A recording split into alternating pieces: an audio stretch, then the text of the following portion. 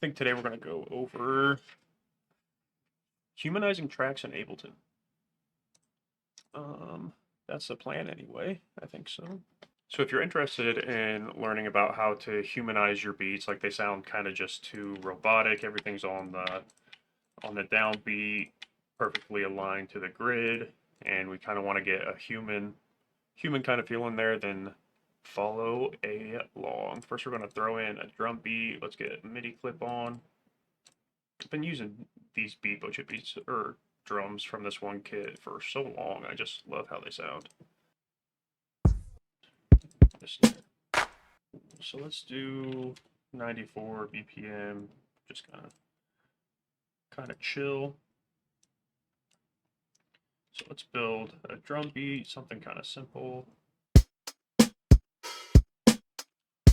The first step that I like to take in humanizing is there's a couple different ways you can go about it. You can do it totally manually, and then you can do it with other plugins, or if you're using Ableton and you have Max for Live, you can use Max for Live devices. Uh, uh, just for ease of access, let's just do it manually for now. So with anything on the one, I like to keep the velocity, at 100. You don't have to turn it all the way up. You can. Let's do it. Whatever. Let's just turn everything on the one, the kick drums all the way up. And let's take the kick drums on the off beats down just a tiny bit to about 80.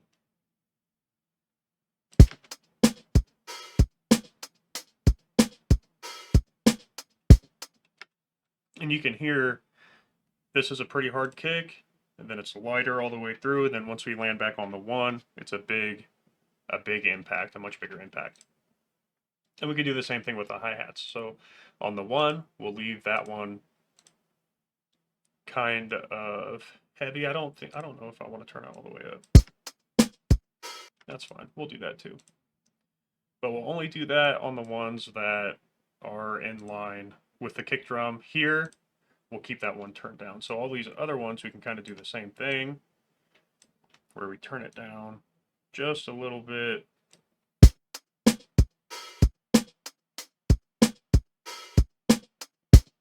And you can hear when the one comes back around, it's a much heavier sound. And then all the offbeat hi-hats, I like to put a secondary hi-hat on the offbeat that's not too different from the main hi-hat, just to give it, a little bit of variety. Sometimes I'll use like 3 or 4 different hi-hats just to get, an inconsistent sound that doesn't sound so robotic, especially for like the lo-fi hip hop kind of stuff. If you're making like trap music, then that doesn't super matter. You can have a pretty consistent sounding hi-hat throughout. And then what I like to do here is just turn these below the bottom of the main hi-hat.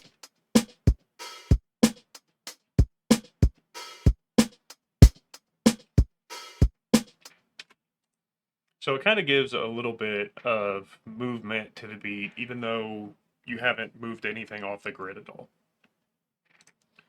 And then what we can do for the whole beat with the snare, we can just, if you want to, you can go through and individually change them. Like we can have the first snare a little heavier and the second one a little lighter. Just a tiny little bit.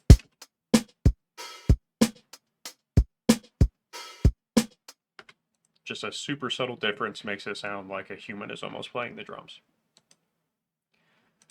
And then I like to start with going from the snare kind of in reverse order that we just did, and we can move the snare off the grid just a tiny little bit. You can see here, I'm not even going to move it a whole line over, just barely move it off the grid.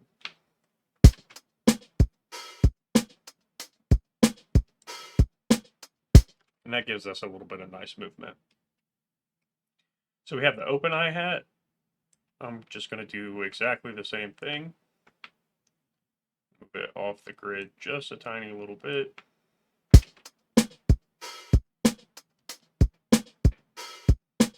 So that gives us kind of a little bit of bounce, and we haven't even really done that much. It's just a little bit of effort here. Then with the second hi-hat, I'm going to do literally exactly the same thing. It's not a precise science, just moving stuff off the grid just a tiny little bit.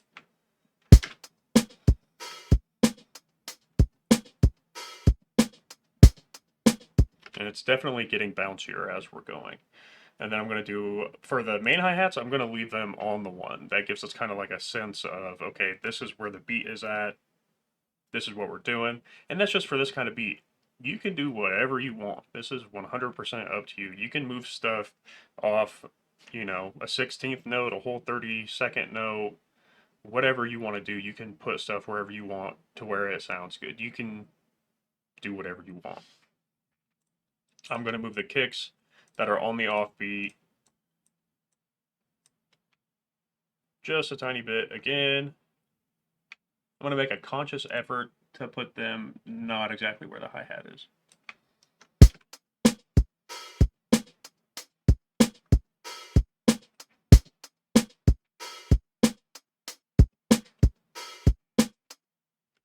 And you can hear there's a significant amount of bounce here now.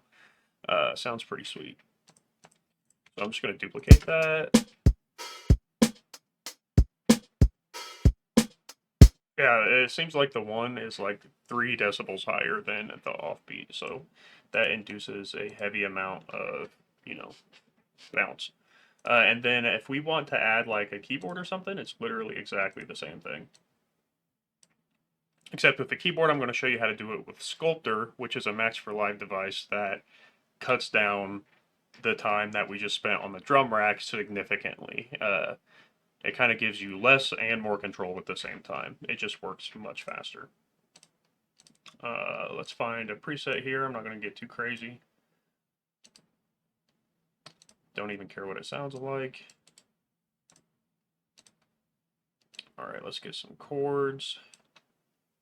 What kind of groove should we go for? Let's think.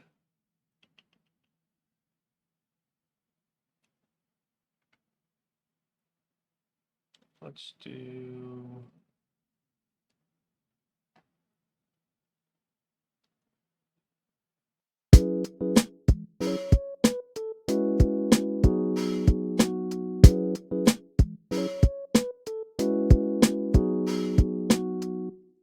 All right, pretty simple progression there. If you guys have any questions about how I'm writing these chords or anything, definitely let me know in the chat. I can definitely teach you some music theory today. Sounds fun. So with this Max for Live device, Sculptor, I can kind of run through it a little bit. It's a very cool plugin, super simple interface. Basically, you pop open your MIDI clip,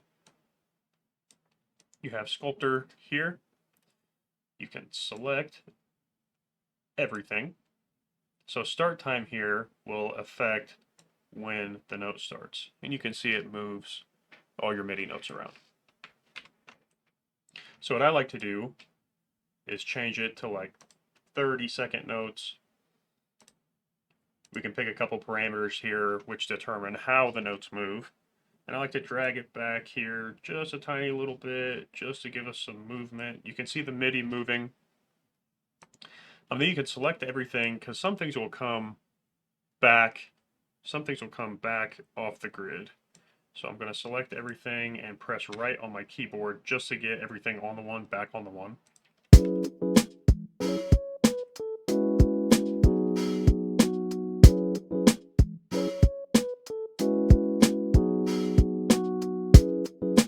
And you can hear it's bouncing already.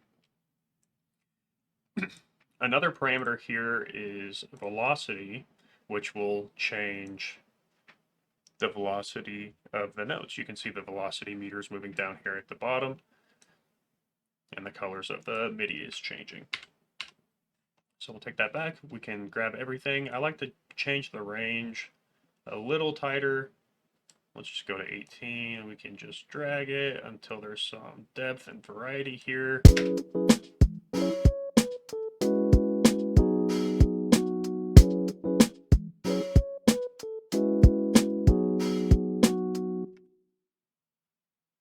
Cool.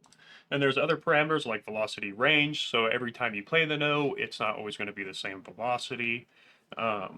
There's duration, so it'll change the length of the MIDI note. Pitch will adjust the pitch, right?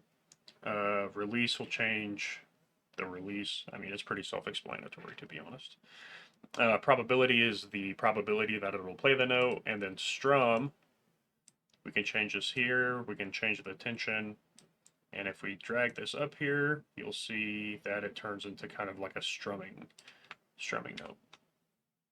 People definitely don't like Ableton's stock piano roll compared to like FL Studios, which is definitely better, but incorporating these Max for Live devices will kind of make up for a lot of what we're missing in Ableton. I use this plugin all the time. All the time. Okay, let's take a listen.